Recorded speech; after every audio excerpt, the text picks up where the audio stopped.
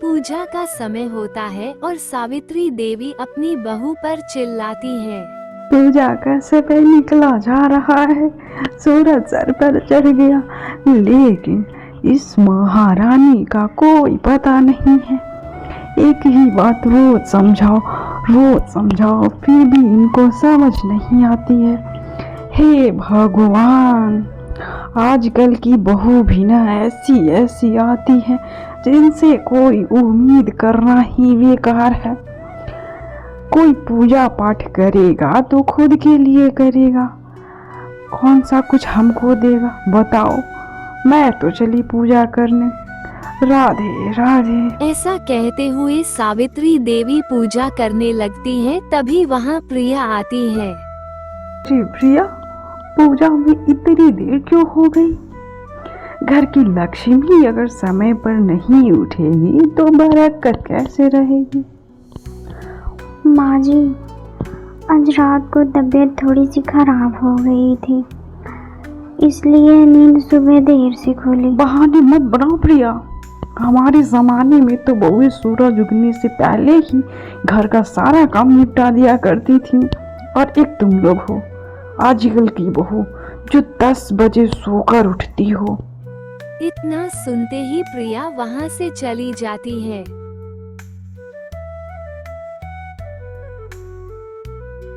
प्रिया, मेरी वॉच नहीं मिल रही है, कहाँ रखी है? जल्दी करो, मैं ऑफिस के लिए लेट हो रहा हूँ। थोड़ी देर रुको, मैं ढूंढती हूँ। प्रिया वॉच ढूंढती है और अजय को देती है।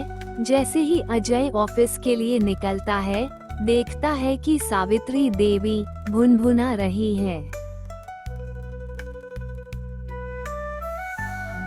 माँ, प्रिया की तबीयत सच में कल रात खराब थी, आप प्लीज उसे इतना मत डांटा करो। माँ, हर रोज तो वह सुबह ही जगती है ना, एक दिन उसकी थोड़ी सी तबीयत खराब हो गई, उसको जगने में थोड़ा देरी हो गया तो कौन सा पहाड़ टूट गया? हाँ, इतना कहकर अजय ऑफिस चला जाता है, लेकिन सावित्री देवी के मन में अभी भी वही बात चल रही होती है। वाह बेटा, क्या जमाना आ गया, अब तो बेटे भी माँ को सुना रहे हैं, अब तू भी अपनी बीबी का पक्ष लेने लगा। इस दिन के लिए मैंने तुझे पाला पोसा कि तू बड़ा होकर अपनी माँ से ऐसी बातें करेगा, माँ के सामने बीबी का पक्ष लेगा। उधर प्रिया रोते हुए किचन में काम कर रही थी, तभी अचानक नीलम आती है। अरे प्रिया, तुम्हें तो अपनी सासू माँ से रोज ही सुनना पड़ता है, पता है क्यों? क्योंकि वो तुमको अपने घर से और अपने बेटे के जिंदगी से हटाना चाहती है। तुम भी ना प्रिया कितनी मासूम हो, तुम्हें तो ये भी नहीं पता है उसने तो अजय की दूसरी शादी का प्लान भी बना लिया है। बस तुम्हारे हटने का इंतज़ार कर रही है, लेकिन तुम्हारी किस्मत भी बहुत तेज निकली प्रिया, हर बार बाजी मार लेती हो। क्या ये अब क्या कह रही है नीलम भाभी? अरे मुझे क्या, मैं तो बस वही कह रही हूँ जो सब कहते हैं। सावित्री जी को तुमसे कोई लगाव नहीं है प्रिया, तुमको कभी अपना बहू मानी ही नहीं हो, सच बता रही हूँ प्रिया। नीलम की बात सुनकर प्रिया दंग रह जाती है और अजय के आने का इंतजार करती है। अजय, तुम्हें सच सच बताना होगा, क्या माँ जी मुझे कभी अपना बहू मान ही नहीं पाई? अजय, माँ जी जैसे मेरे साथ बर्ताव कर रही हैं मुझे बिल्कुल भी अच्छा नहीं लग रहा है। माँ जी तुम्हारा दूसरी शादी भी कराना चाहती हैं, ये मैं बर्दाश्त नहीं कर सकती अजय। यह सब तुमसे किसने कहा? बस सुन लिया कहीं से।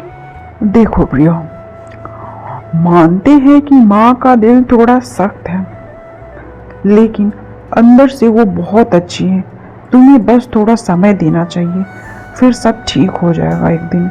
अगले दिन सावित्री देवी अपना दवा ढूंढती है। हे भगवान, मेरा दवा कहाँ गया? मिल क्यों नहीं रहा है? अभी तो यही रखा था। माँ जी, ये रही आपकी दवा। धन्यवाद। माँ जी, आपको धन्यवाद नहीं, आशीर्वाद देना चाहिए। इतना कहकर प्रिया वहाँ से चली जाती है। तभी वहाँ नीलम आती है। भाभी जी, आपने देखा कैसी प्रिया घर को अपनी मर्जी से चलाना चाहती है। धीरे धीरे वो अजय को भी अब से दूर कर रही है। भाभी जी कुछ भी कहिए, अजय भी अब पहले जैसा नहीं रहा, बीबी का पक्ष ले रहा है। अपनी बेटे को कंट्रोल में रखना है तो मैं तो कहती हूँ भाभी जी कि अजय की दूसरी शादी करा ही दो आप। सच कह रही हूँ भाभी, तभी आपका बेटा कंट्रोल में रहेगा, वरना ये लड़की मुझे मेरे बेटे से दूर करेगी? कभी नहीं, मैं ऐसा कभी होने नहीं दूंगी। इधर नीलम सावित्री देवी का मन प्रिया के खिलाफ भर देती है। दूसरी तरफ प्रिया अजय के लिए नाश्ता बनाकर लाती है। उसे सावित्री देवी चखते ही भड़क जाती है। छी, ये क्या बनाया है तुमने? इतना बेस्वाद खाना। माँ जी, अजय को डॉक्टर ने हल्का खाना खाने को कहा है, इसलिए खाने में मैंने तेल मसाले कम रखे हैं। वाह, डॉक्टर की बातों का तो तुम्हें बहुत चिंता है, लेकिन परंपराओं का नहीं। इस घर में बहू अपनी मर्जी से कुछ नहीं करती, क्या तुम्हें ये पता नहीं है? सावित्री देवी अपनी बहू को डांट ही रही होती है। तभी उसका भाई रोहन आता है। दीदी, माँ की तबीयत बहुत खराब है, प्लीज तुम जल्दी घर चलो। वाह, घर की जिम्मेदारी छोड़कर भागना तो बहू को ही आता है। माँ जी, माँ की तबीयत बिगड़ गई है, इसलिए जा रही हूँ, लेकिन जाते जाते घर का सारा काम निपटा दूंगी। ऐसा कहकर प्रिया वहाँ से चली जाती है। वह चुपचाप घर का सारा काम निपटाती है, फिर अपने भाई के साथ अपने मायका चली जाती है। ये घर इतना खाली क्यों लग रहा है? प्रिया तो हर काम चुपचाप संभाल लेती थी। प्रिया को वापस आता देख सावित्री देवी खुश हो जाती है। आ गई बहू। जी माँ जी, बहुत दिनों से तुमसे कुछ कहना चाहती थी बहू। माफ़ कर दे बहू, मुझे तेरे त्याग को समझने में देरी हो गई। मैं तुम्हारे त्याग को कभी समझ नहीं पाई मेरे बच्चे, प्लीज़ मुझे माफ़ कर। इतना सुनकर प्रिया की आंखें भर आती है। सावित्री देवी प्रिया को गले लगाती है और सब लोग खुश हो जाते हैं। नीलम सावित्री देवी को भड़का रही होती है, तब तक रोहन सुन लेता है। तो ये सब झगड़े की जड़ तुम हो नीलम भाभी? तो ये सब झगड़े की जड़ तुम हो नीलम भाभी? नहीं, मैं तुम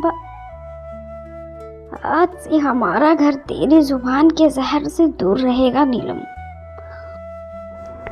आज मैं सबके सामने स्वीकार करती हूँ कि प्रिया सिर्फ इस घर की बहू नहीं बल्कि बेटी है।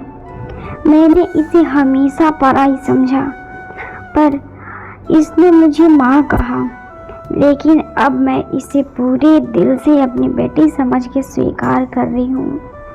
माँ जी, अगर आपकी डांट नहीं मिलती तो मुझे सीखने का मौका कैसे मिलता?